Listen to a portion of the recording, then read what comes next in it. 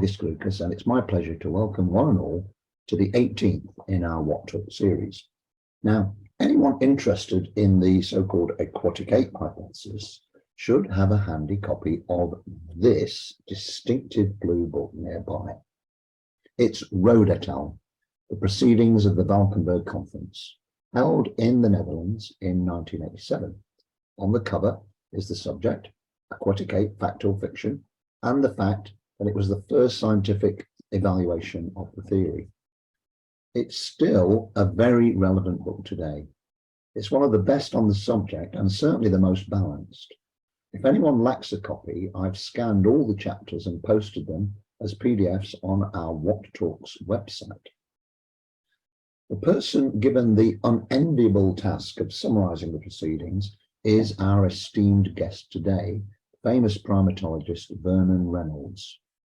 I think his concluding paragraph of the penultimate chapter contains perhaps the most pertinent words ever written on the subject. Overall, I do not think it would be correct to designate our early hominid ancestors as aquatic, but at the same time, there does seem to be evidence that not only did they take to water from time to time, but that the water, and by this I mean inland lakes and rivers, was a habitat that provided enough extra food to count as an agency of selection. That term, agency of selection. As a result, Vernon continued, we humans today have the ability to learn to swim without too much difficulty, to dive, and to enjoy occasional recourse to water. Now, when I read that, I thought, at last, some common sense on all this. And I now use the term agency of selection as much as I can. Now, I'm not the only one who latched onto these words. Another primatologist, Colin Groves, wrote a book review of Roede et al. In 1993, and wondering about this very point, suggested, is this perhaps all that was necessary all along? Might Hardy and Morgan have seen their ideas discussed if they had taken them just this far? I suspect it might. Now, fast forward 30 or so years from Valkenberg, and little has changed in the way these ideas have been treated. If anything, it's ignored more now than ever. But just over 18 months ago, this state of affairs was discussed in an email exchange between Vernon and another primatologist, Simon Bearder. It ended up providing the impetus for this series of What Talks. Simon, in fact, gave the second one of these back in December 2021, and Vernon contributed his thoughts in the discussion afterwards. But I really wanted Vernon to give a talk on his own. After much discussion, we decided in the end on a different format for this one. So back in February, I had the great pleasure and privilege of having a long discussion with Vernon on these matters. We started by discussing his long and very impressive career before moving on to the subject of Valkenberg, Roede et al. And the so-called aquatic ape. I recorded it, and then we both watched the video before holding another Zoom meeting 3 weeks later to give us the chance to talk about anything we thought we'd missed the first time, a bit like Melvin Bragg does on his Radio 4 program In Our Time. I recorded that too and posted both of them together on our YouTube channel. I might be biased, but I think it's fascinating, all 2 hours and 38 minutes of it.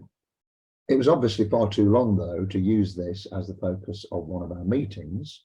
So today I'm going to play a much shorter video, which I still managed to edit down, sorry, not very professionally, to about 50 minutes. First 10 minutes, we discuss the background to Valkenberg, and then for the rest of the video, Vernon gives his opinion on 2 very important questions that surround this subject. Firstly, what is the plausibility of the so-called aquatic ape hypothesis? Most of the conversation was about this actually, and specifically how evidence and arguments that have emerged since 1987 might have affected the conclusions back then. And the video finishes, that's the last 15 minutes or so, with Vernon speculating about another question. So why has this idea been so completely ignored and dismissed for so long. So what I'm going to do, I'm going to play the video now. So I could just invite everyone just to sit back and relax. And at the end, we'll have a discussion. If anyone's got any points they want to make about any of the topics raised, we'll have a discussion at the end. Okay, so let's hear the conversation between myself and Vernon Reynolds. It's such a great pleasure and privilege for me to be talking to you, Vernon. Well, let's talk about Valkenberg. So, do you remember how did that happen? You know, do you remember how it started? I mean, whose idea was it, and how did it occur? Well, I've been puzzling about this myself. Now, the person I knew best at that meeting was a man called Jan Wind, who was an ear, nose, and throat surgeon working in Amsterdam Hospital, and a specialist in drowning. If anybody drowned or was going to drown or nearly drowned, they would be taken to him in that area. And he had a very good, detailed understanding of the drowning phenomenon. And he told me, so when the question is, how did we get to Valkenberg? I think what happened was this. Jan Wind had come across Elaine Morgan's book, and he was interested in her idea that man had been aquatic in the past, and he disagreed with it. And when he met me, he said, Vernon, I'm thinking of organizing, or we should organize a conference in Holland and get a group of scientists around the table, because this is a really interesting idea, and not just Elaine Morgan, but others have got stuck into this idea. And he said several of my colleagues are very interested in it, and some of them think there's a lot in it. And I'd like to invite them. Would you like to come? And so I think it was Jan Wind who, he must have been visiting Oxford, because I wasn't visiting Amsterdam, and I wouldn't have bumped into him. I think he came to Oxford for his own good reasons, no doubt, but he asked me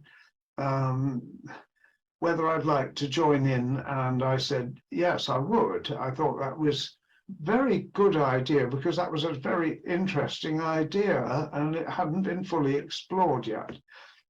So he said, well, I'll get some colleagues together and we'll organize a meeting, and we'll put you down as one of the participants. Is that okay? And I said, yes.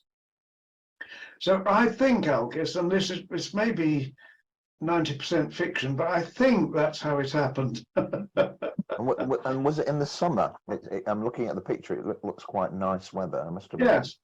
Yes, it must have been the summer of 1987. 1987. And I think we spent, it wasn't just a quick one-off. I think we must have spent 2 or 3 days there, because I stayed with Jan. He lived outside Amsterdam in a village whose name I can't remember, but then we went to Valkenburg, and then the number of talks that were given and the number of people there, I should have thought that must have been a 2 or 3 day conference. But my memory of it is quite hazy, really is. I can imagine. So long ago, I can't remember it. I couldn't remember something from last year, never mind 30 years ago. Yeah, it's a long time ago, isn't it? So, did you have any sort of fleeting memories at all? I mean, do you remember meeting Elaine? I mean, that must have been the first time you met her. Or did you meet her again? She's on the photo. She gave a talk. She was there. So of course I met her. But Algis, there were so many people to meet, and quite honestly, at that time, believe it or not, she didn't come across or stick out as the kind of be all and end all of aquatic theory. Right. Her reputation has developed since then. Right. Quite a lot, and she was one of the proponents of the idea, together several others. So she was just one of the participants at the meeting, and she certainly didn't blow her own trumpet at all. Right.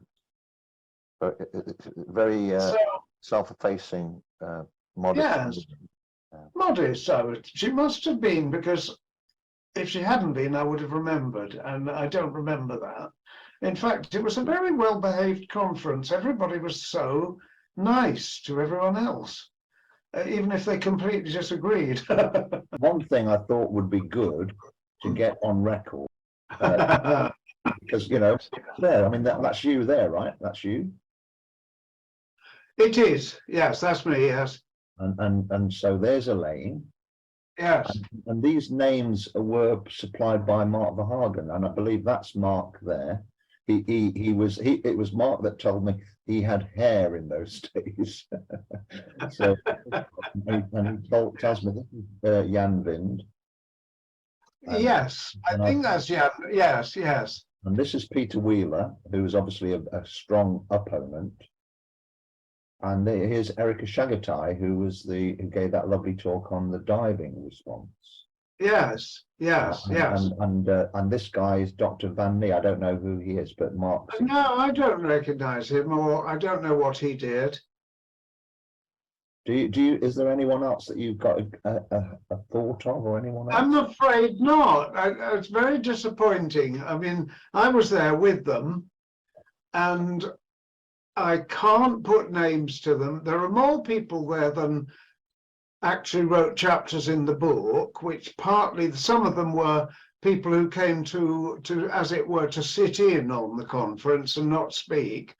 But I do wish I could recognize more of them, and it would be, I mean, now, if you could show that, Algis, to your group, maybe somebody else will come forward with some ideas. Yeah, that's kind of what I'm hoping for. That, you know, by just having this, at least we can, you know, share it. This guy here, I'm wondering if it's Derek Ellis, because he was there, I believe. He gave a talk. It was, yeah, he was there. I don't know. When you look at that conference, I mean, there were 10 people from each side. I think it was kind of well respected conference, and taken very seriously, I would have thought. We took it seriously, and the editing process was quite difficult because people didn't send in their chapters, or they wanted to revise them, and you know, one or two were very slow. But so it took from 87 to 91 to get the book out. Right. Yeah. Roede she did the bulk of the work, I think, towards the end of editing it, which is why it came out under her name. Now, of course, this brings us to the whole issue of, well, as I see it, Algis, shall I pontificate for a bit? Please do. Okay. I see two issues, quite separate issues, really. One is, did man have an aquatic past? And that's, or a semi-aquatic or waterside past.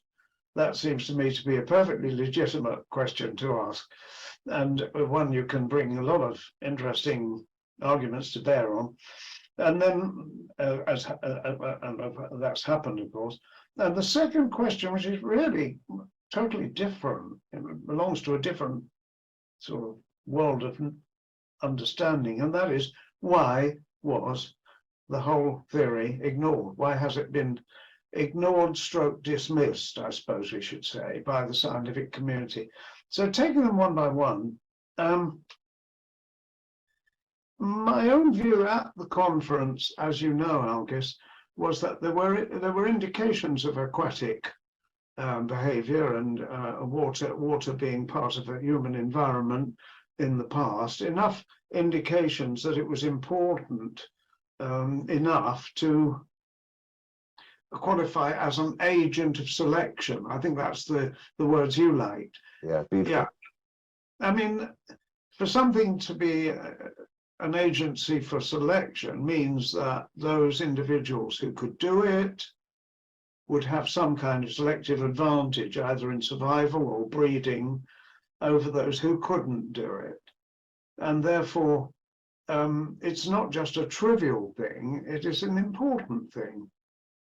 And so by saying that, I tried to align myself with those who felt that there was something in this, what we now call water side. In those days, I think we still use the word aquatic line of thinking. If I was asked today, well, what? I would say I've got two things at the back of my mind, which I come back to. One is from your own series of talks, which I didn't know about before I saw Dr. Peter Rhys Evans, talking about his exostoses. These are little bony protuberances inside the ear canal, just in front of the eardrum, which he says you get, and you only find in diving people who spend a lot of time diving.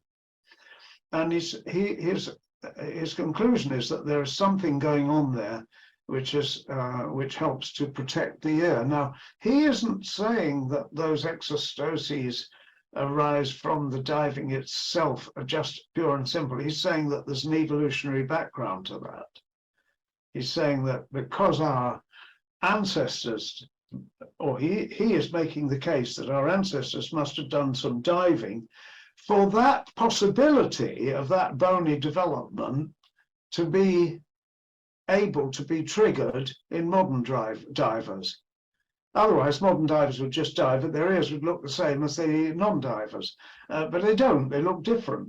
So there's a human developmental trait there, which I'm sure he would agree would have a genetic basis and is the result of natural selection working on our ancestors.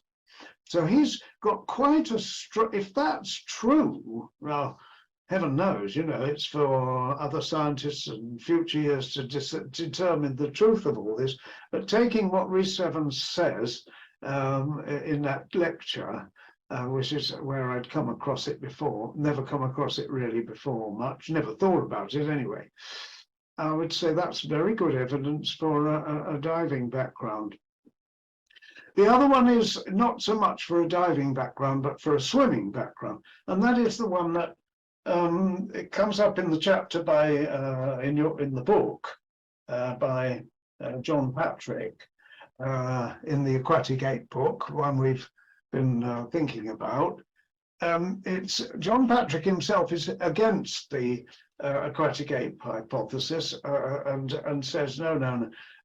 But he does mention that you can, if you put your face down in a bowl of cold water, you immediately, your epiglottis closes off your airway immediately, just like that.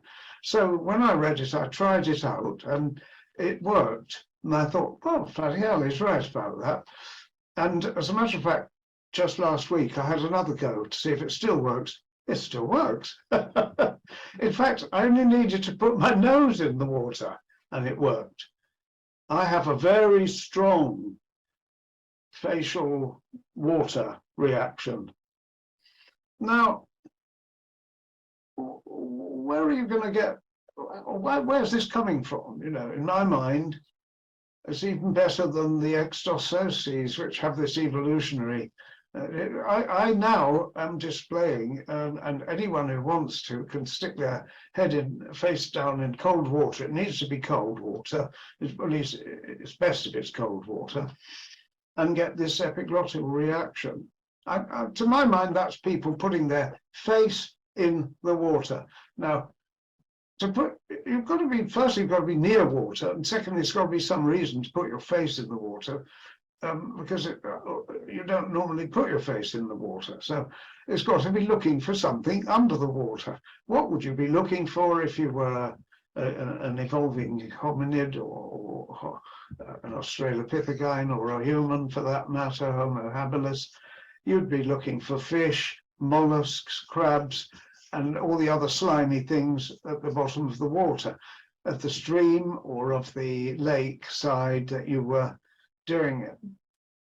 So the fact that I could so easily convince myself that there was something in it makes me, those two lines of evidence make me quite happy with the idea that, to some extent, we had a waterside past, and we used the water, and we went into the water. If I follow Peter Rhys Evans, I'd say we dove down or dived down to the bottom of the water, and I don't see why we shouldn't have done. But if I want to, I can just stick at sort of snorkel behavior, and we floated on the top and looked down and saw things, and then if it was shallow enough, we put a hand down and grabbed them.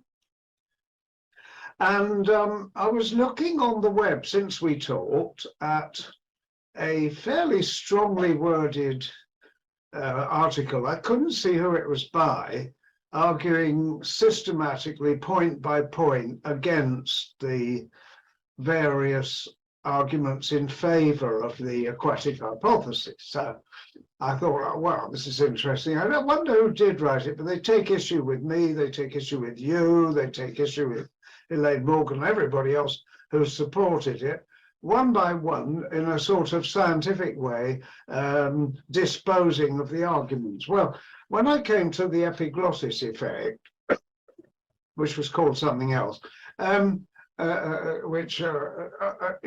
what the person said, or what they wrote, was, this is not evidence because this is found in all mammals.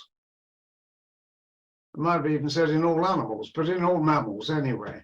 And so, you know, it was the sort of thing you expect to find. Well, I haven't been able to do any research on this myself since then because I've been too busy, but I think someone should, because I'm not convinced it is found in all mammals. And the evidence I have for that relates to an experience I had in America. Oh, back in the 80s, I think it was. We went to Alamogordo in New Mexico. They wanted us to look at their chimps because these are the ones they were going to fire off into space, and they wanted to know if they were normal. It was the 70s, actually. I don't think it was the 80s. And we had a really good time. Went out to the 6571st Aeromedical Research Laboratory at Alamogordo, where they had, believe it or not, 100 chimps. And the chimps were put on an island to give them some kind of freedom of movement. The experimental ones, of course, were brought into cages, but the others were left out on the island. But they didn't all like each other, and one of the young males decided to chuck himself. There was a moat around the enclosure. Terribly expensive thing to keep going because you're in a very hot climate with the evaporation. You had to keep pouring water into it, and water was very scarce and expensive out there in the New Mexico desert. Anyway, this young male couldn't get on with the bigger male, and they were having a bad time of it. And he just went to the edge of, I was watching, he went to the edge of the moat and went in and never saw him again. It was quite a deep moat. He went straight in, straight down to the bottom. And I actually dived in after him and pulled him out, and we pumped his lungs and got him back to life. They were completely full of water. He hadn't been in there very long. Now, I thought of that just the other day. That chimp had no epiglottis response. He went in the water, breathed in water, and was close to drowning. We pulled him out, and there was loads of water in his lungs. I remember it all pouring out. I was amazed how much he got in him. He must have gone into the water and breathed water straight away. Now, I've only got that one example, but I always prefer one example I've seen myself to 100 examples in a book or a paper. And I think that chimp did not have an epiglottis response. And if he didn't, I don't think chimps probably have one. And therefore, it's humans which have got one. And we must have developed it during our evolution. I'm saying that we developed it during our evolution from the primate, from the apes. After the apes, we developed the epiglottis response. So that's the thing I want to add. Yeah, that's a lovely anecdote. How deep was the water? Did you actually have to physically dive down to the bottom, or could you wade? I waded in, and I think it must have been about 4 or 5 feet deep. It was perhaps. I definitely. I mean, it wasn't hugely deep, but it was that deep. Probably even 6 feet. I wouldn't be surprised if it was 6 feet deep. I certainly went underwater, found the chimp down there, and he was just lying there in a hopeless state, and pulled him out, and we pumped him out.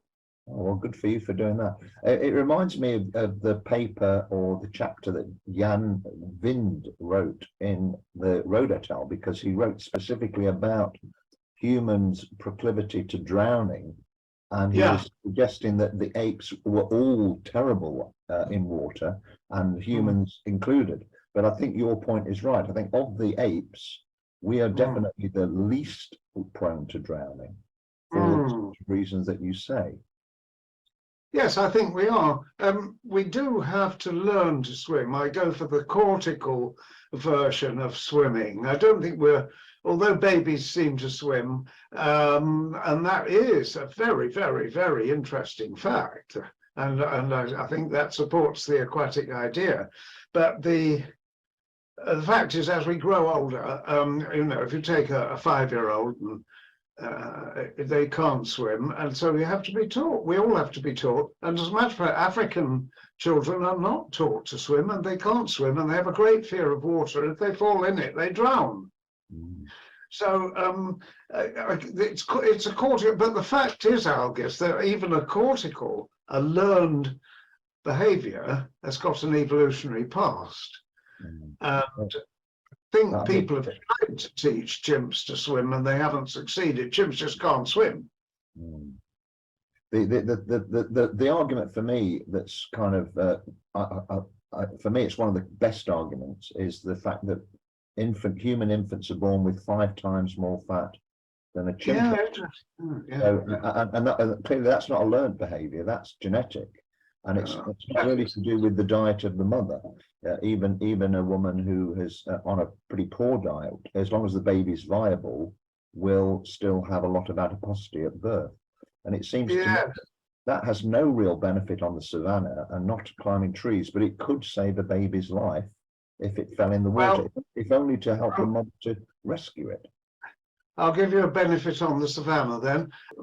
Having said I favour the waterside hypothesis, I also favour the terrestrial hypothesis. To me, it seems to be proven beyond question that we have, and my evidence for that, and I'm trying to base things on evidence, as you see, is that the shape of the foot, the big toe in relation to the other toes, the ball of the foot, the arch of the foot, the ankle and the ankle bones, the calcaneum and the other ankle bones, and the articulation of the ankle, which is hugely complex on the foot and had to be, all those are, if you compare them with the foot of a chimp, they're all the same bones, but differently oriented to each other. And the amount of selection that it must have taken for the entire distal end of the rear limbs to become so fashioned, the tibia, the fibula, the femur, and then you come to the pelvis, totally changed. And the pelvis is that of a creature which is holding the top of its body on its legs, supporting the top of its body on its legs, and all that evolution. I do imagine that our ancestors were arboreal, then they were arboterrestrial, if you like, when they still lived in the trees, but they were beginning to leave the trees. And then I do believe that at some point, the much maligned myth of humans coming out of the trees and lording it on the savannas and running away from predators, I believe that that must be true. When we're talking about the wading hypothesis, we're not talking about later in the story. We're talking about the original impetus to start some apes moving bipedally in the first place. So at some point in the past, sort of must have gone through a wading, climbing, swampy ape type phase, and very early on. This is last common ancestor, really. It's not even Homo. This is around the time of the split or before the split with Pan and gorilla. Simon Bearder is a big fan of this, and so is Richard Wrangham, and people like Carsten Nemetz as well. And so I just wanted to get your feedback on that now. Okay, thanks, Argus. I think while I have sympathy with that view, I don't know that I necessarily go along with that, because it depends a bit how far back we're going. If you say before the split between, let's say, the line leading to chimps and gorillas and orangs and the line leading to Homo, or the split leading to apes and humans, before that is, I haven't got the knowledge to say much about the pongids that were living in the trees, the Miocene apes we'd have to be talking about. But if we move forward to Australopithecus, I feel that that's going back quite a long way, isn't it?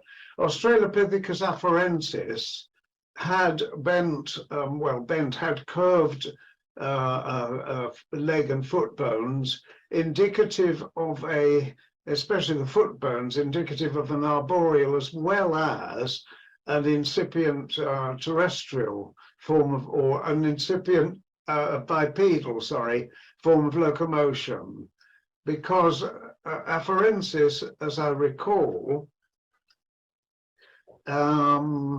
was thought to be a tree-living species largely, but which had also got the ability to come down and move bipedally. And indeed, I mean, there is a basis for this in the movement of apes in the trees. They do sometimes move bipedally, usually when they've got the hand up holding a branch above them. They can use their legs and feet to, but discounting that for the moment, afarensis has moved the pelvis, as opposed to the legs and feet. The pelvis of afarensis is already showing the hominin shape. So we've got a hominin pelvis. Now I always think the pelvis is quite a clue to the posture. And I don't really, I mean, there is this awful business of parsimony. I don't really see why we should introduce an aquatic wading explanation for that, for the anatomical changes that we see in afarensis, as opposed to a straightforward terrestrial locomotion hypothesis. In other words, what has wading got that walking on the ground hasn't got? Okay, well, I can give you a few thoughts there. I mean, first of all, the habitat that Lucy was found in Hadar, it was a wetland. It was a wetland for 1 million years. I mean, if you get the book by Johansson and Edie, that was kind of a bestseller on that subject, there's a page of 3 images, artist's impression of Hadar around the 1 million years that the Australopithecus afarensis lived. And it's a swamp. It's huge. It's a massive swamp. And the fossil was found with turtles, crocodiles. I mean, it's actually fits beautifully. And the subject of the pelvis, I mean, that was my PhD subject. I mean, I tried to address that and look at that because it's true. It has got this, it's got various traits that indicate bipedality. In fact, it's hyper bipedal. You know, if it's got this very unusual platyploid shape. So the AP diameter, the anterior posterior diameter, actually is very narrow compared to the lateral diameter. And as you probably are aware, in the primates, the norm is the opposite. You know, it's actually very narrow laterally and quite wide AP typically. So if Australopithecines were somewhat intermediate between typical terrestrial hominid and an arboreal primate, you would expect something intermediate in the pelvic shape. but in fact, the platyploid pelvis of Australopithecine is a complete outlier of all the primates. And if you ask the question, well, you know, okay, it was some kind of biped.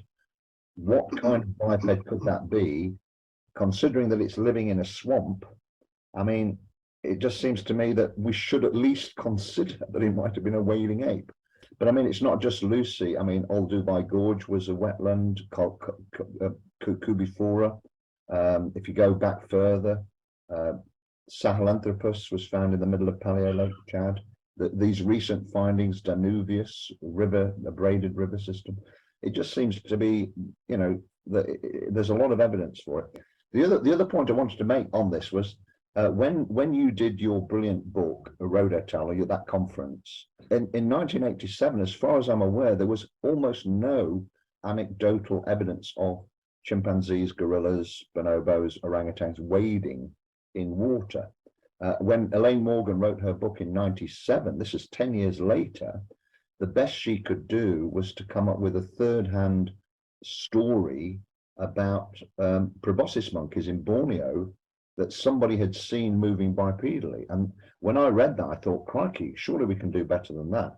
And of course, when I got into it, I met Simon in Oxford, and he showed me this wonderful set of photos from one of his students, Jesse Toombs, who had taken all these photos in Konkwati in the Congo, a lot of them of bipedal locomotion. And then soon after that, there was a whole series of studies of gorillas, in the wetlands in the Congo, and then the bonobos, and then the orangutans. And now there's a plethora of video images of apes moving bipedally. And I just wondered if that had been available to you people in 87 in Valkenberg, maybe that would have given you more kind of confidence to support that wading idea in the paper. What do you think about that? Yes, no, I think absolutely right, all down the line there, August. We didn't know about that sort of thing at that time. And as I say, my own experience of apes was that as soon as they went into water, they drowned. Now, we weren't, I don't think I ever really gave much thought to wading.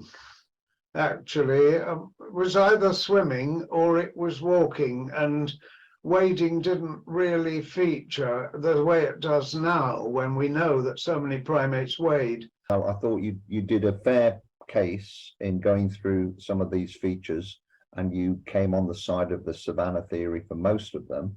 The face immersion thing was the one that you kind of voted the other way. There's a few other things that have come up since 87.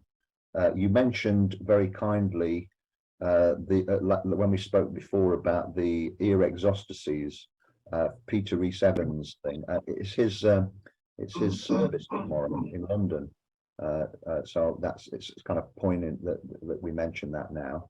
But then there's the vernix caseosa, the language origins sort of idea. And I think most importantly, one of the biggest thing that's changed since 87 is this huge volume of evidence about encephalization requiring certain micronutrients and energy that largely comes from, omega-3 fatty acids and the marine food chain. But again, it seems to be consistent with this water side thing. So I just wondered if you had any thoughts on that. Yes, taking that last one of the brain nutrients, of course, it's extremely interesting that the mollusks and seafood in particular provide the sort of lipids which brain tissue needs, and I would agree entirely that eating seafood, or let's say mollusks, fresh water as well as seafood, if it contains those kind of ingredients that are useful to brain development and brain success, having a successful brain, that would have been a factor in the evolution of the brain. In primatology, one of the main factors said to be driving brain evolution in primates is social interactions and the need for individual primates to be able to interact with each other, not just one-to-one, but one-to-two, one-to-three, and to have, in fact, a very complex awareness of the other members of the group. So that in itself, without recourse to the, as it were, hardware, but in relation to the environment, social factors are another reason that brain is said to have evolved. So we've got different, just what I suppose I'm doing my usual thing of saying there are different factors at play here. And okay, you could eat as much mollusks as you want, but if you didn't have the social factors, you might not evolve your brain. And also I do have to point out, I think, that there must be lots of people who never eat a mollusk. And in fact, I know people who never eat a mollusk because they say it makes them ill. So if it makes them ill, then that's not a very good argument for their vital necessity in human brain evolution. Plus, of course, people who don't live anywhere near mollusks, I mean, I would think only perhaps 5 or 10% as a guess of the human race have ever eaten a mollusk. So, but their brains seem to be perfectly normal. Yeah, that's a pretty good counter argument, I must admit. Yeah, I mean, there's on the language there. I mean, the other argument is about voluntary breath control, because when we're speaking, we're using very fine breath control without even thinking about it. And it seems to me that swimming is a very good precursor to that, because when you're swimming, you're taking breaths, very rapid, quick breaths without really thinking about it, and the same thing. The other thing I guess I'd like to say something about while I've got your attention is the why the book was ignored. Right, this is the second thing. Yeah, the second thing. Can we come on to that? Yes, please. Right, I've got two ideas now. I only had one last time we talked. The one idea was that Elaine Morgan was a feminist. And I still maintain that that is one major reason why the book failed to cut the prejudices of the anthropologists or others who came across it. I looked up some dates. Germaine Greer had published her Female Eunuch in 1970. Elaine Morgan published her Descent of Woman in 1972. Germaine Greer brought down the wrath of the establishment, the vicars and rectors and archbishops around the country, the leaders of big industry who were all men at that time, the university professors who were all men at that time. She brought down the wrath of the entire male community on her head before she finally won through, and it took years to do that. Elaine Morgan came into a world which was already primed, as it were, to rubbish any kind of feminine dominance ideas or women having invented anything or done anything first. And Descent of Woman was just the last straw. And you had, coming out at much the same time, you had Man the Hunter, which was, everyone thought it was a wonderful book, and it was all about how men drove human evolution. Everything was down to men. Then a funny thing happened, and that was that it certainly happened in primatology, which is where I was, and that is that one or two a lot of primatologists are women, as you probably know, including Jane Goodall, of course. And one or two of them started to say, wait a minute, we've got female choice going on here. It's the females in the group that select the males they want to mate with, and therefore the females are playing a very big role in the selection of what traits move on to the next generation. They're not being bullied and raped into submission. They are actually turning males down if they don't like them, and they prefer leader type males, and those genes go on. But it's the female is really the prime mover. And that came through in anthropology in the form of primate studies, to me anyway. And at first I thought, well, wait a minute, isn't it 50-50? But these female primatologists got quite hot under the collar about the idea it was 50-50. No, he said, it's the females. You're just trying to resurrect the male, but he's just a bit of a waste of space, really. All he has to do is inseminate the female. All the rest of it's done by the females. So feminism certainly came through in primatology, and then it came through in anthropology as well. And nowadays, I'm pretty certain that no social or biological anthropologist would entertain any sexist ideas at all. They regard the sexes as equal. You know, we've reached the right conclusion. Both sexes have a role, they're different, but you can't ignore one sex and say another one is more important. So I think Elaine Morgan was before her time, and if a Descent of Woman came out now, people would think, oh, that's brilliant, let's talk about it. But it didn't, it came out then. Yeah, and this one only came to me quite recently. It came to me, and I had another look at Simon's talk when he says, why have the textbooks not got the aquatic theory in them? And I think I've got the answer. It's a pretty mundane answer. I hope Simon will see this, because if he doesn't, I haven't spoken to him about it yet, although I think I am due to meet him for lunch next month.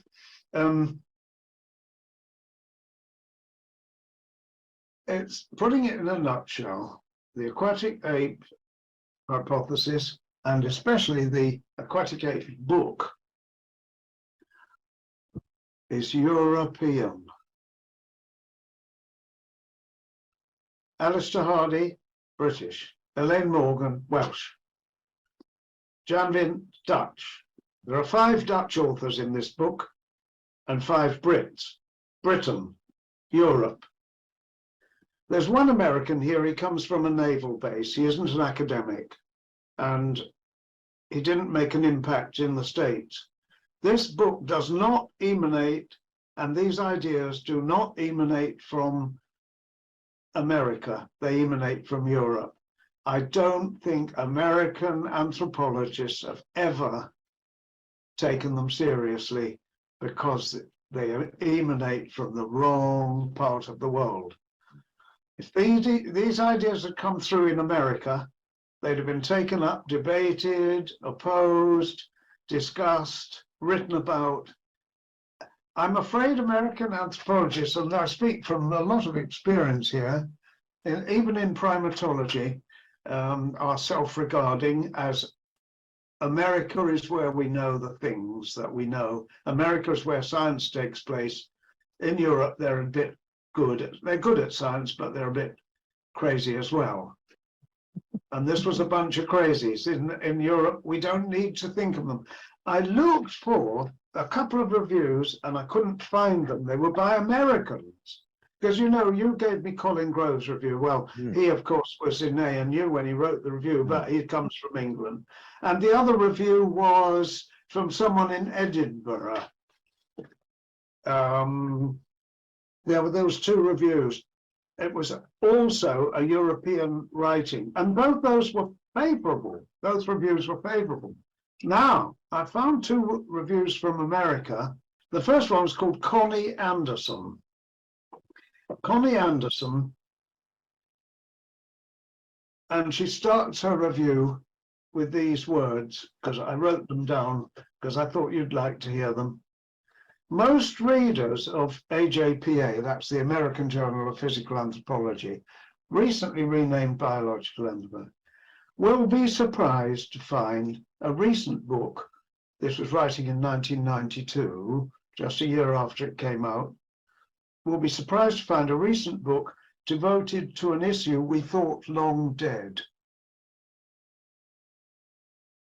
Even in 92, they were saying long dead. Long dead. Now, this book, which came out in 91, because of our conversation, I've been rereading it. It is a fantastic book. It's full of new ideas. There is nothing but nothing dead about it. It's This wonderful. book is so full of life.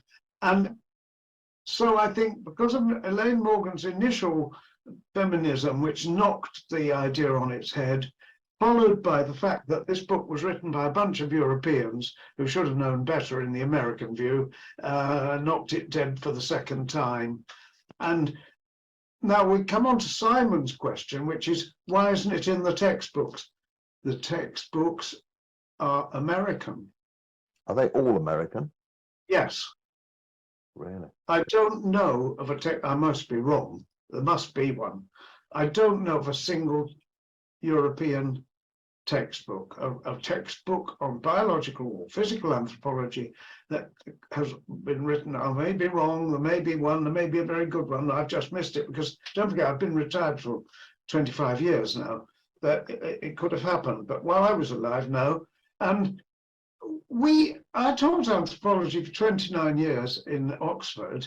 We didn't use textbooks, Algis. We didn't use textbooks.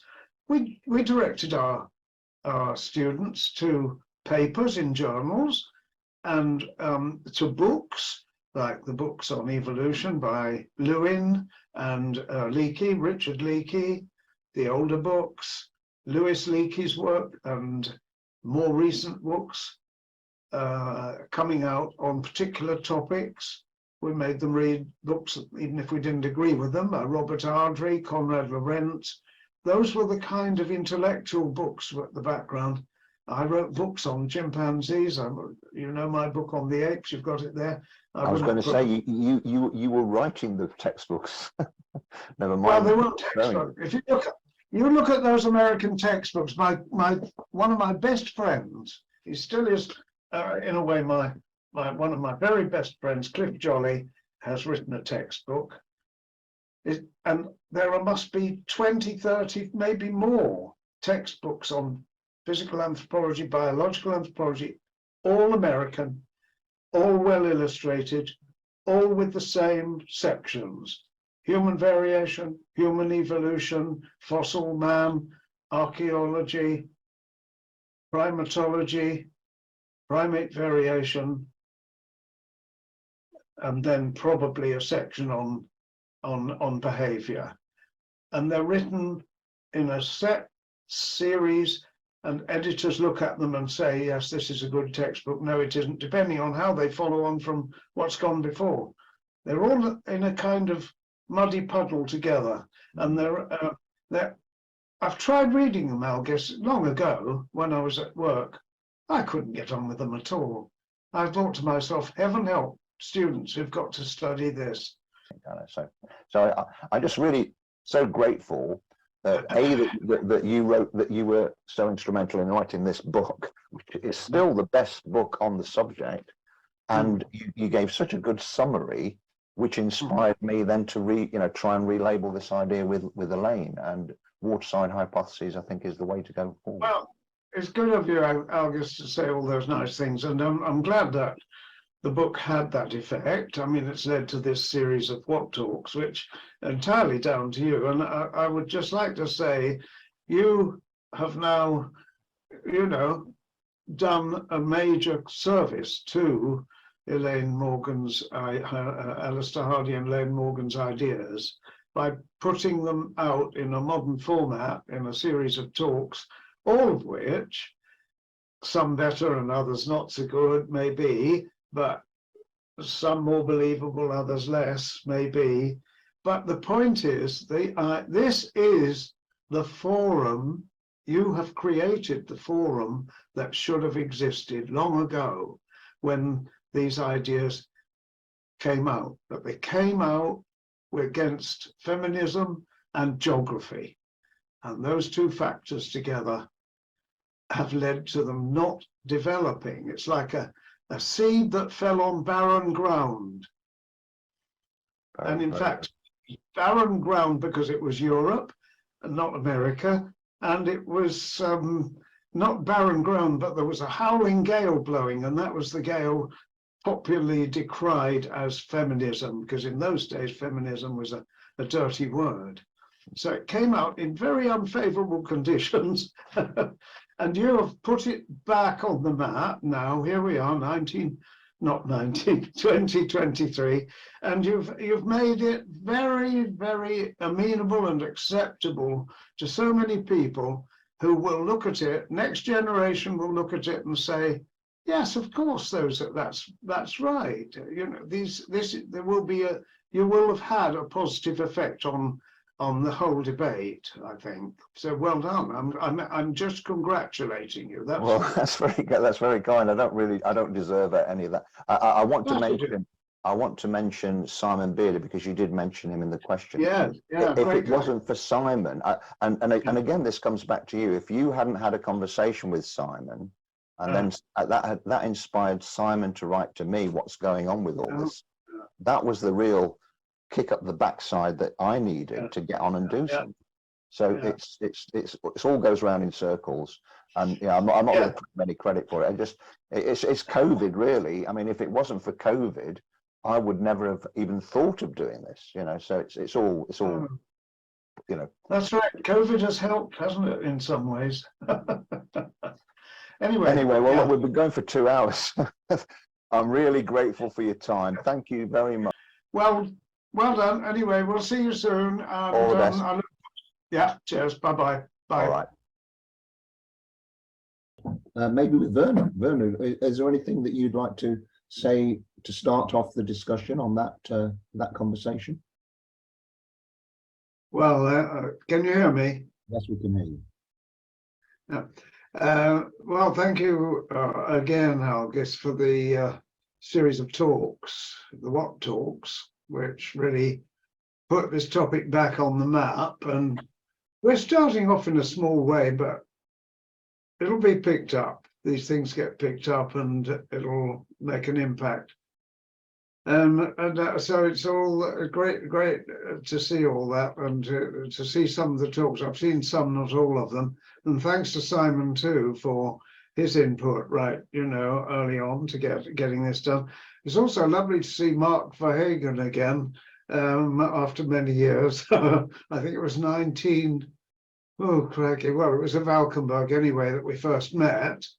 And I don't know how many of those people in that photograph are still alive. I think most of them probably died by now, but anyway, Mark's still here, and so am I, which is amazing. But there we go. And I don't know, I'm trying to think of anything intellectual to say, but I can't. So I perhaps leave it to others to pick up on the substantive points about the waterside hypothesis, and we'll perhaps have a bit more of an intellectual conversation than I've been able to do so far. Okay. So Well, thanks. who would like to start? Who'd like to go first? Leslie would like to go first. Okay, I'm biased to Leslie. I'm going to let her go first. Thank you so much. That was really absolutely fantastic. Really appreciate it. Now, this might be a naive question that means that I haven't really understood fully, but I want to just talk about the point about brain development and omega-3s. And when you said that there are people around the world that have never ate a mollusk, surely aren't we talking about the evolutionary time where omega-3s made the big difference to brain development, when people with thinking lived by the coast and traveled along the coast out of Africa? And so what happens today in the world and the amount of seafood people eat isn't really relevant. It's surely when the big evolution change in our brains took place, when we were living by the waterside. Yeah, absolutely right. I think you've nailed me there. I got it wrong, and it is absolutely the time when we were evolving that eating mollusks and so on would have been important. So if I want to defend myself, I would have to say, well, maybe there were some people at that time who didn't have access to mollusks. But we do know, of course, that the evolution of man partly took place along the shores of, well, coming out of Africa and walking along and making their way to Asia and then to Europe. At least there are some. I see Mark's disagreeing with me, but there was a good, and I think Chris Stringer, who I very much admire, holds the view that we evolved along this shoreline to some, or we moved along the shoreline. I wouldn't say evolved, but we moved along the shoreline as we came out of Africa, which we did twice, of course. Once at the time of Homo erectus, and then again at the time of Homo sapiens, much, much, much later. So, and both times along the shorelines. We don't, I mean, the fact is we've found quite a lot of data and evidence along the shorelines to support that idea, but there must have been a lot of people who were inland too. So I might be able to mount a slender hypothesis, perhaps about Homo erectus in Spain, who lived inland and didn't have access to mollusks. So it's a bit of a struggle for me, as you can see. So I take your point, and I think you're right. Who'd like to go next? Simon, I want to bring you in, because this could be like a conversation you have in the pub. It'd be fascinating to be like a fly on the wall to listen to you two talking. Maybe you've got something to comment on the conversation. Vernon mentioned that he'd been teaching biological anthropology in Oxford for 29 years. And I was exactly the same. I also taught biological anthropology in Oxford for 29 years. And I was allowed to teach about the amphibious ape hypothesis, as I called it. And yet many of my colleagues and myself have been threatened or intimidated by colleagues who won't speak to us or who won't allow us to teach about Elaine Morgan's work, who ignore it, who argue strongly against it. But my feeling is that as academics, we should be open and allow our students to be exposed to these ideas. Because in effect, what's happened is that over the last 50 years, students in biological anthropology, the very subject of human evolution, have not been allowed to talk about it at all and not been allowed to discuss it. So you have generations of students who've been denied the opportunity to do scientific work, which would have contributed to a resolution of all these questions. I entirely agree with Vernon that the fact that it's the textbooks are coming from America is pertinent, because I've tried desperately to get hold of the editors of these textbooks, the founding editors, not just the authors, but the founding editors, and they won't talk to me. They won't come back to me. I get so far and then there's a blank. And I do feel intimidated. My idea, which I talked to you about a year ago, was that I would write to the Primate Society of Great Britain, and Vernon agreed to co-author with me a letter, simply saying that, isn't it strange that we haven't allowed our students to even talk about these ideas because they're not present in the textbooks, and see what people thought about it, sort of try and generate a bit of feedback as to what primatologists think about it. And yet, because I feel intimidated, I keep putting it off. So it's now a year I've been putting it off because I know what's going to happen. I'm going to be victimized and treated badly. And you might say, well, you should be brave enough and strong enough to withstand that criticism, but I'm obviously not. And but I think with Vernon's support, I can overcome that problem and put it to members of the society. They'll ignore me largely, but some of them, because they're British, they will be won over. and take an interest. And then I can direct them to this website, which is a wonderful resource. And I entirely agree with Vernon in saying that Algis has made a huge difference here. And it's a hugely valuable resource, which will see which will see the light of day in due course. But the fact that even today there's relatively few people attending the session is an indication that not only I am intimidated, but other people are too, and they think we're a load of crackpots. That's very, I won't say any more.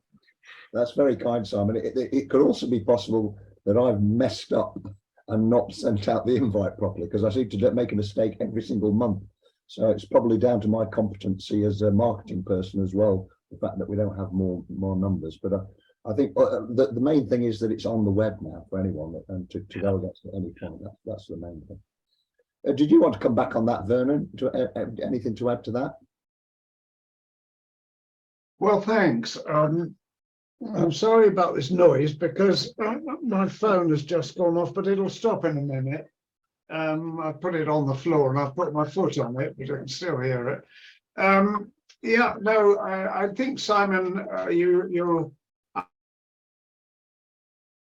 Oh, now this happened a few times during the talk. You may have noticed the screen froze. Vernon has got a bit of an issue with his camera and his microphone, so this sometimes happens. So let's go on. Maybe Francesca or Mark or Humphrey, would you like to say something while Vernon's getting resets his camera? What about you, Francesca? Am I on? Yeah, okay. Well, I don't know if Vernon can still hear during while this problem is going on, but anyway, I will. I was going to ask him something, but I think, because as most of you know, I've never spoken to Vernon before. He doesn't know who I am, probably, but as most of you know, I sort of grown up reading Elaine Morgan's books, and I read the Valkenberg Conference book as well sometime in the 90s. And since then, I've read more or less everything I can find on AAT. But not only that, I decided to teach myself as much as I could about the current status of where human evolution is, paleoanthropology, and so on. So I could understand what people were talking about, because originally I didn't really know. I only knew the aquatic ape story. And I think what's happened is that things have come on such a long way since 1991. I mean, even then, there were a lot of facts, both sides of the arguments. But there's so much more evidence that's come to light now. And even amongst ourselves, we're not all aware of all of it all the time. So we know, some of us know bits here and others know other bits and so on. But what I've been doing in the last few years is trying to write a book, as you probably know, and it might be another 10 years before I ever finish it, because I keep reading and I keep adding things, and science keeps changing, and there's always more to write about. And what I'm trying to do is pull all the science together in one place. And there are so many red flags. I mean, things like the Erixososes, Peter Rees Evans wrote about, the Erica's thing in research into diving, what we know about babies and women and menopause and vernix, and so many more things which didn't come up in the 91 in the 87 conference. And I think the conversation would be different if we could kind of bring more attention to these more recent scientific updates that we have knowledge about it. Because yeah, back then we didn't have them as red flags. Though a lot of it was conjecture, hypothesis, looking at comparative evidence, which people would dismiss, and so on. When you put things together like vernix and Erixososes and pyramidal kidneys, which can't really be explained in any other way, I think that's how we need to sort of really focus on the science and take the hypothesis out of it a little less and put more of the science into it. And I think, I mean, even a lot of what Vernon was saying was absolutely incredible and fascinating. And I've learned a hell of a lot from the whole discussion going back all these years. But some things are even then were out of date, because as I've posted in the comments here, we do know now that chimpanzees can swim and dive, and orangutans. Like humans, if they're introduced from an early age as babies, it becomes a learned skill. as we know, people who are introduced from birth, like nomadic diving groups like the Moken and so on, their children are swimming long before they can walk. There's a difference between what we do in our domesticated modern societies and what we at some point in our past could have done and were better at doing than we are today. So it doesn't help in a way to sort of say, well, chimpanzees can't swim, because, well, they can if they're introduced to water. And we know bonobos are more aquatic than chimpanzees and spend a lot of time wading. And, we've always modeled ourselves on chimpanzees in a way. For a long time, it was believed that, we should look at the last common ancestor as being similar to chimpanzees. Now we know that that's not accurate anymore. Chimpanzees have evolved as far and as long and as differently since the last common ancestor as we have. Some people think bonobos may be a better example. They're far more matriarchal, peaceable societies. They wade and eat aquatic vegetation a lot more. They may, according to some studies, resemble the last common ancestor more closely than chimpanzees. A lot of the time they're bipedal. A lot of the time they can even be furless completely. They have breasts, they have flat faces. A lot of the similarities, more similarities than chimpanzees with humans. And also, I mean, some of you also know that I've been researching into the possibility that the last common ancestor itself was more aquatic than just humans, but that after we diverged from the ancestors of chimpanzees, they went into a more wetland wading and foraging lifestyle in East Africa, whereas Homo was isolated, and there's genetic evidence that supports that, quite a lot of it, in fact, that the period where Homo was evolving was in isolation, possibly for several million years, possibly the entire Pliocene, in an area where they avoided the TERV1 virus and the genovirus events, where geneticists have said Homo evolved in a very small isolated population, which then suddenly exploded around the end of the Pliocene, around 2.6 million years ago, and escaped from wherever it had been evolving, and then spread across the around the world as Homo erectus. And things like the brain, if it was affected by seafood, and I believe that was a very big part of it, but I don't think that was all of it.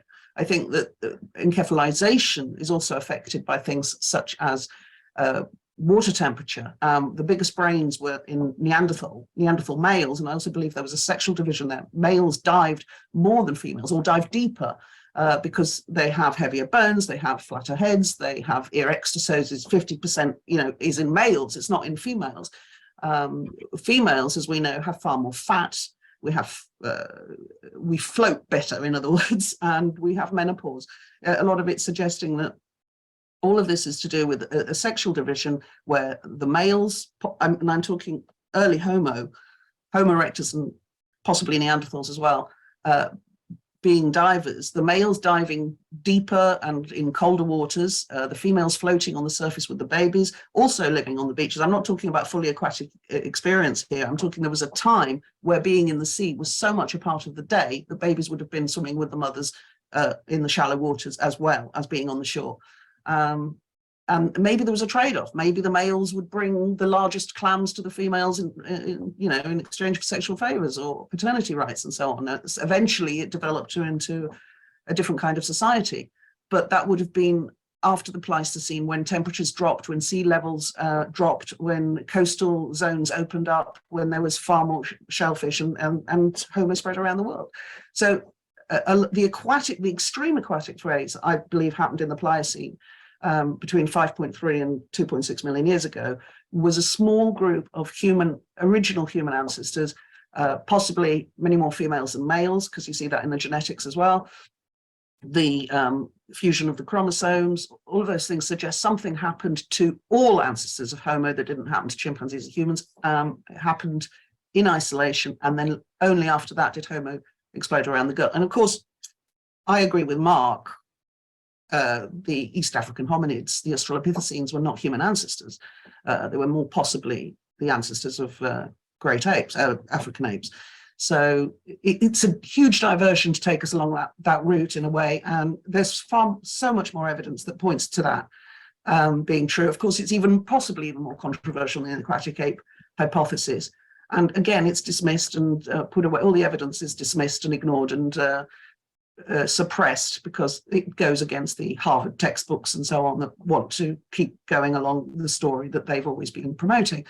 But yeah, it's time for a radical change in the way we look at our human evolution. It's something very, very different happened to us, as Elaine Morgan said. It's just that I think a part of it also happened to the common ancestor of possibly even all apes, even further back, even before gorillas and orangutans diverged, that aquaboreal apes existed in the Miocene wading, and that's where the first stages of orthograde locomotion began. And bipedality in the trees, yes, initially in wading and water, until other things happened. Anyway, okay, that's all I wanted to say. Mhm. Wow, thanks, Francesca. That's a wonderful and very eloquent summary of that whole new aquaboreal. I would say, you know, that you and Mark, that's the view that you expressed very nicely. It's a shame that Vernon didn't hear at the first half of that. I don't know if you want to just maybe put a sentence to Vernon, to, you know, to that you want. Yes, well, I did start off by, I did start off by thanking Vernon for his talk and saying how interesting it was, and explaining myself where I'm coming from, in that I basically grew up reading Elaine Morgan. My mum handed me The Descent of Woman when I was a teenager. I read it with great interest, and after that I consumed everything I could ever find. But I'm not a scientist. This is an amateur interest for me, but because I wanted to know more, I started to read everything I could find, not just on AAT, but in human evolution in general, paleoanthropology, the science where it is today. I read almost every scientific paper that I can find on the subject, and I'm in the process of writing a book which is trying to draw together the science that supports an aquatic period of evolution in our history. And there's so much of it now every day that my book's never finishing, because there are so many papers that come out, and the people don't see the connection when they produce these papers. Like multi-pyramidal kidneys, okay, well, obviously the person who wrote that did see a connection, but there are other things and people don't see a connection in. So bringing the science with a focus on how it can allude to a period of semi-aquatic evolution in our story is quite important, I think. Do you want to come back on that, Vernon? Thanks. Yeah, what happened was my router stopped working. I lost the router. It went from blue to yellow. That means it's not working, and now it's gone back to blue again. So let's hope it stays blue. Yeah, thanks, Francesca. I missed what you said, and then you did say a bit more at the end. Just one thing I picked up on, it was about, I think you were saying the Miocene ape period before the split might have been the period when aquatic adaptations took place. Is that right? Is that what you said? What I'm basically saying, a lot of this, my views, kind of Mark, I got them from Mark all these years. He's the one that first, and not just Mark, there were others as well, talking about aquaboreal apes in the early Miocene. Scientists have traced back the first orthograde apes to possibly Moritopithecus bishopi from the early Miocene 21 million years ago in East Africa. It's the first evidence of possibly the earliest ape that went from a pronograde form of locomotion to an orthograde form of locomotion. And now more recent papers such as Crompton 2008 and so on have talked about bipedality evolving in the trees, and that the origin of bipedality wasn't on the savannah, but it was in the trees, that apes were walking along branches, clasping overhead branches and so on, and that's where they became orthograde.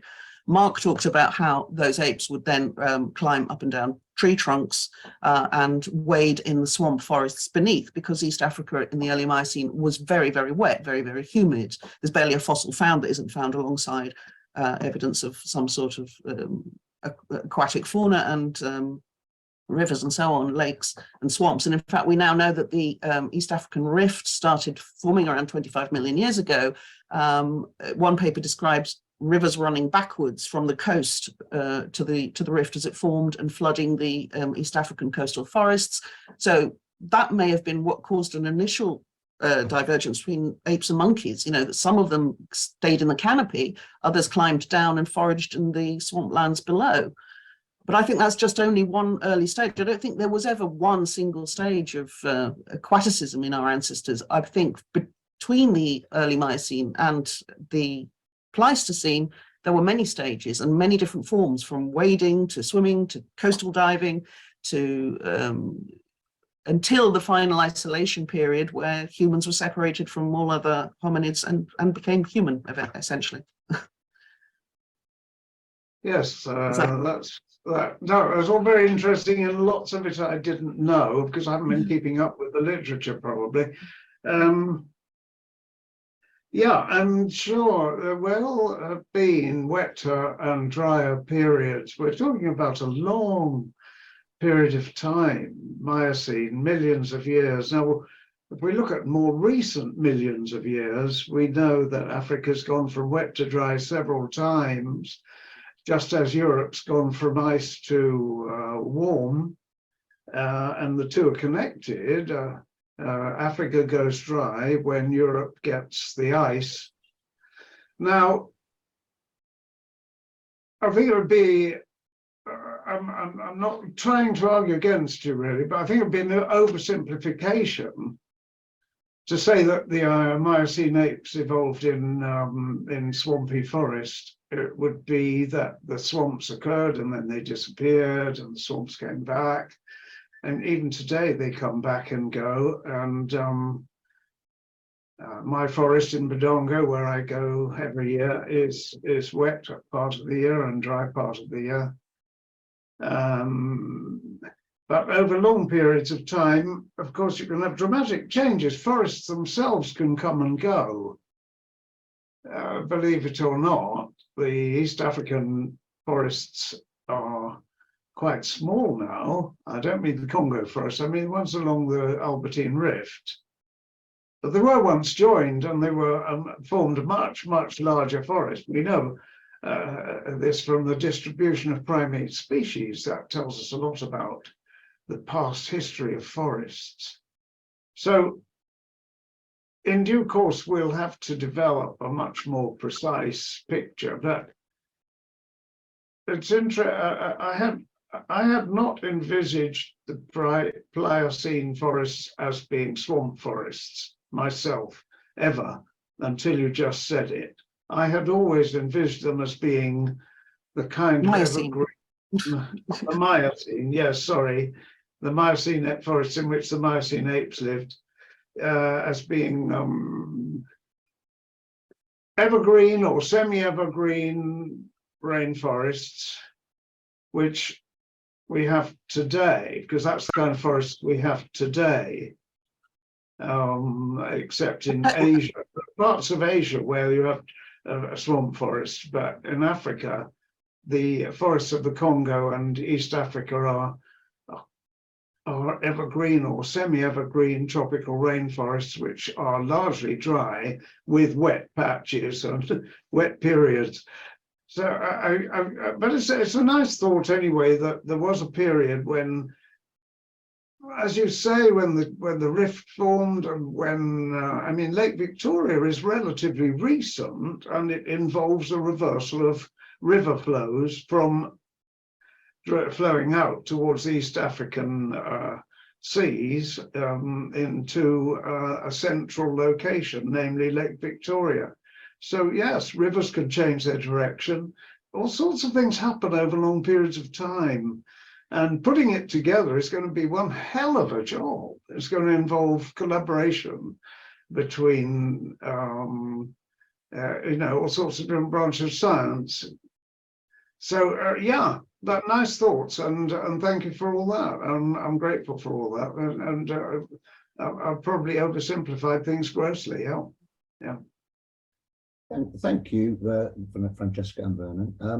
If I could just chip in a tiny comment on that, I think there's a very pertinent paper by Richard Potts on this subject, and he talks about the Pliocene mainly, so the period after the Miocene up to quite recent, and basically the idea is that the East African general savanna habitat was prone to flooding, wet periods, dry periods, wet periods, dry periods, in ever increasing phase and frequency.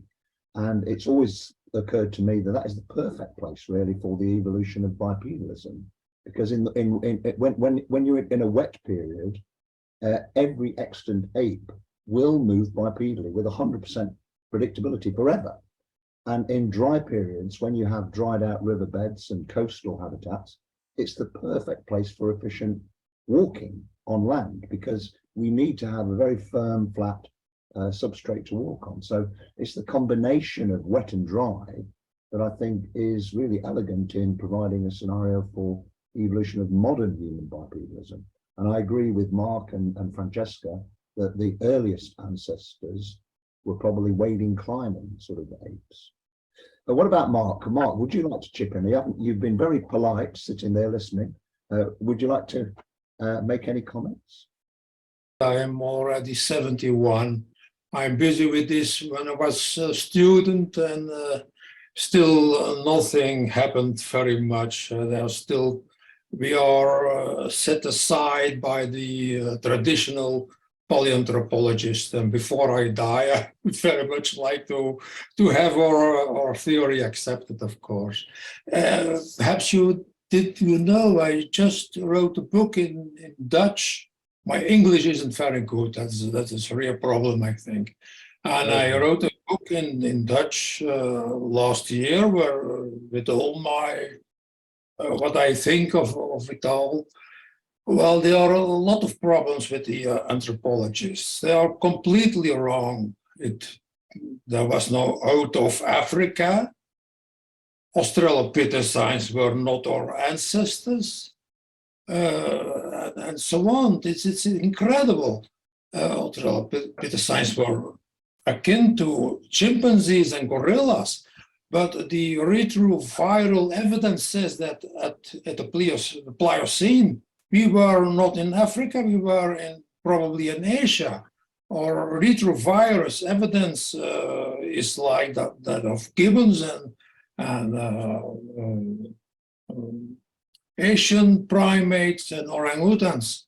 And chimps and gorillas in the Pliocene between 5 and 2 million years ago was with the Africans. So we were just not in Africa at all. Well, anthropology has to be totally reviewed. You know, perhaps I can tell in very short lines my view. Most likely, what I think now, and it's my book, it's what I think it's since 2 years, I think that now, the plate tectonics have an enormous impact on ape evolution. In perhaps 25, 30 million years ago, India was approaching Eurasia. And first there were formed island archipels, and these were of course full of coastal forests. Now the first Catarini, the small-nosed monkeys, small-nosed primates that reached these islands became almost automatically aquarboreal, wading, climbing, because these islands were full of coastal forests. And then this explains most differences between monkeys and apes.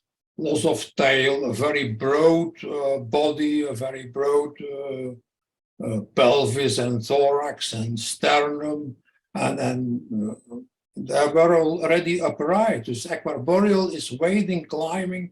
They're waded bipedally, and they climb arms overhead in the branches above the swamp.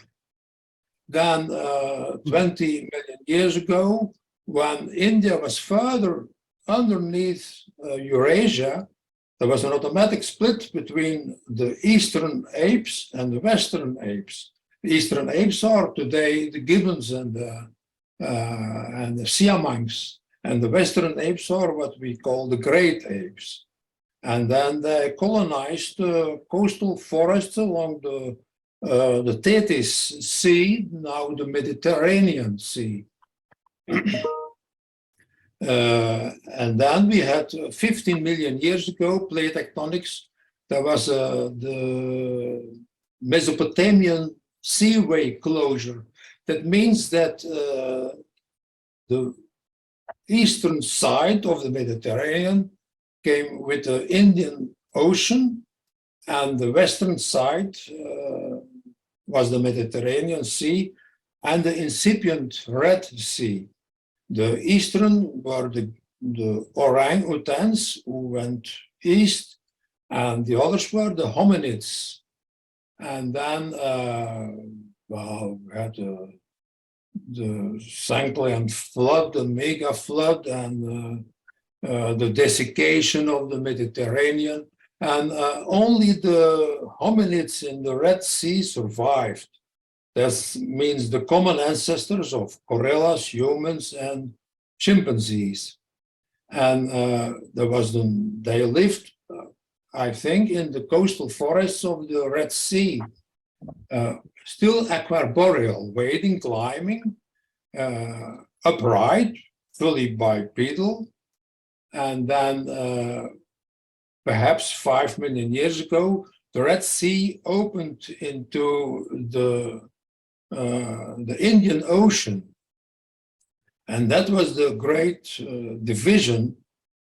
Chimpanzees followed the East African coast, and Homo, Pliocene Homo, between 5 and 2 million years ago, followed the southern Indian Ocean. What happened there, we don't know. We don't have fossils until we find the fossils of Homo erectus nearly everywhere, from Java to perhaps East Africa also. And that was, Homo erectus was, in my opinion, the aquatic ape. Homo erectus, larger brain, very dense bones, which can only be explained by shallow and slow diving. And Stephen Munro found shell engravings, also from that time, in the Dubois collection. So that was no doubt early Pleistocene was the period of the aquatic, not ape anymore, aquatic Homo. So I think there's a lot of things we know. I've written down in my book. They promised me to translate it, but well, my English isn't good enough to do it myself. I'm too old to do it, and I very much hope that before I die, these views will be accepted, but I'm totally not sure of it. So that's my view. If well, we have a discussion group, AAT groups, so everybody who wants to join there is of course very much invited to do that. Thank you, Mark. I mean, we should point out that Mark's giving the next one, the next talk it's only about 2 Oh, that will be okay. So you can tell us in detail about the Yes. tectonics ideas that you've put in your book. And I certainly, if my Dutch was as good as your English, I'd be buying your book definitely. Your English is excellent, so I don't think you should worry about that. Well, yeah, so the words. Is there any comments you want to make, Vernon, on that? I'll wait till next time, next week, next month, when Mark talks, and then we can have a showdown about some of his revolutionary ideas.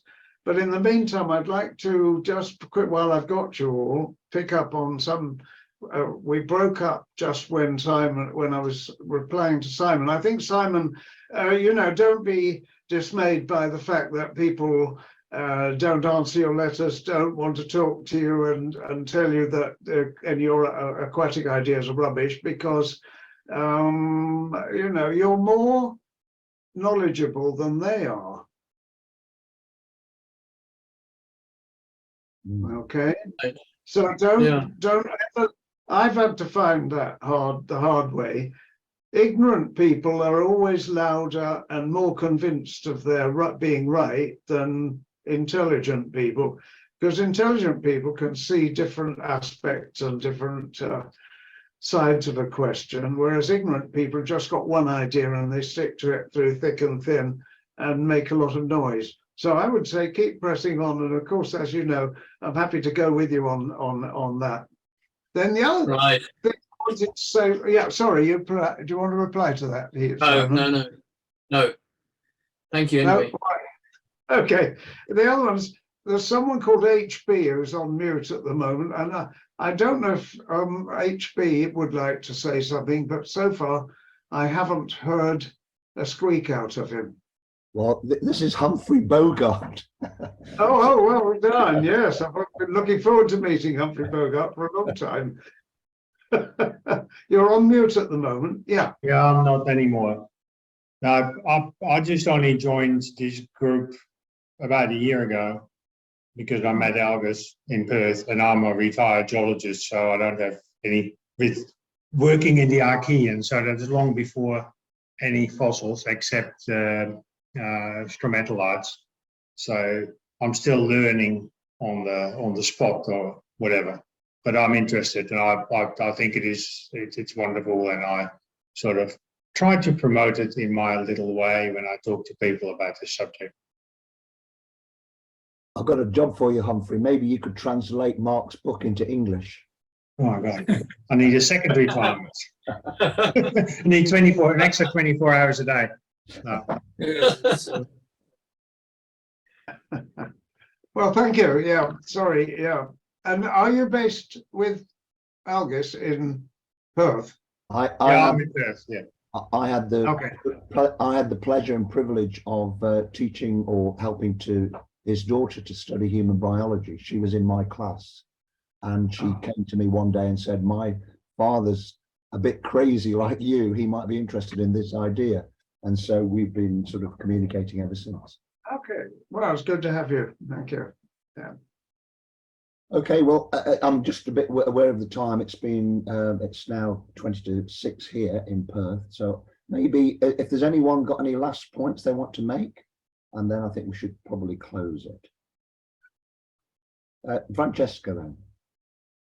I just thought maybe as a sort of, it's time that the Valkenberg Conference idea was repeated. If somebody could arrange it, to get it together, to bring in scientists with the more up-to-date, current scientific discoveries and knowledge that exists now, it would be a completely different book.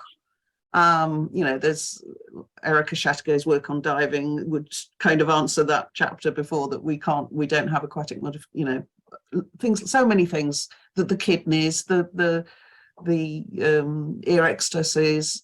I don't know if anyone could arrange something like that, but if there was a conference with scientists today with the new updated evidence and some media attention, it might focus the world spotlight again on this subject, and we could bring it up to date, because people now still, when we saw John Landon's talk, some people are still stuck in 1970s arguments about the aquatic ape theory, and they haven't moved on at all. But most of the world doesn't know that it's an advancing project. It's not mired in the original Descent of Woman or Alistair Hardy hypothesis. Can anyone do that? Wouldn't that be wonderful? That would be so wonderful. I suppose all we can do is just hope, reach out to certain scientists that are, kind of in the middle ground, and hopefully get them to participate in something like that. Yeah, Well, there are enough names already. The people you've pulled together in these talks, most of those people have the credentials. If they could come together in a conference again, that would be wonderful. It's a great idea. Well, I think you should do it, Algus. It's your job. You've got to do it, and it'll have to be in Perth, because I've always wanted to go to Perth. I've been to the other side of Australia, but I've never been to Perth. So please do it, and make sure we all get grants, because I can't afford the airfare. Yeah, we'll pay for all the grants and everything, and don't worry, it's all be paid for. Hey. That's my retirement. All right. Well, look, thanks again to Vernon. I mentioned it in the video there, but thanks so much for doing this book. the great summary, and for, you know, coining the phrase agency of selection. I think that's so important, and for participating in these talks, for inspiring Simon to get in touch with me and starting this whole thing, really. So thanks so much for participating Thank you. and being part of it. Thank you. Thank you. you, Algis. All right, thanks for Right, watching. we'll be back in a couple of weeks for Mark's fascinating talk about plate tectonics and its effect on human evolution. So I'm really looking forward to that. Okay, well, all the best, folks. Thanks again for everyone, and I'll see you in a couple of weeks, hopefully.